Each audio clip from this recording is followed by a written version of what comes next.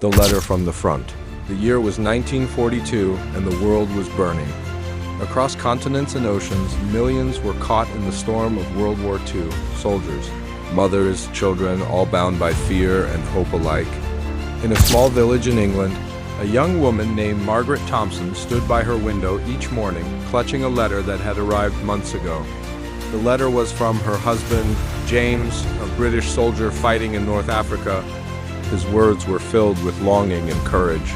My dearest Maggie, the desert sun is cruel, but thoughts of you keep me strong. When I return, I'll plant a garden for you, a garden full of roses, just like the ones behind our cottage.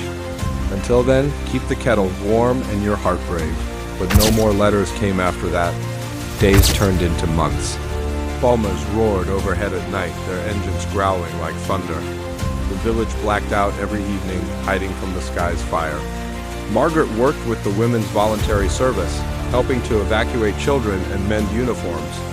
She smiled for them, but her heart lived in the desert with James. Then, one cold morning in 1943, as snow fell softly over the quiet countryside, a telegram arrived. Margaret's hands trembled as she read it. James had been wounded, but he was alive. He was coming home. When the train finally arrived, Margaret saw him through the steam, thinner, paler, but smiling that same crook smile she loved. As he stepped onto the platform, she ran to him, and for a moment, the war disappeared. Years later, when peace returned to Europe, James kept his promise. Behind their cottage grew a small garden, bursting with red and white roses, a symbol of love that had survived the darkest of times. And every spring, when the flowers bloomed, Margaret would whisper to the wind, "We made it. James, we made it through the war."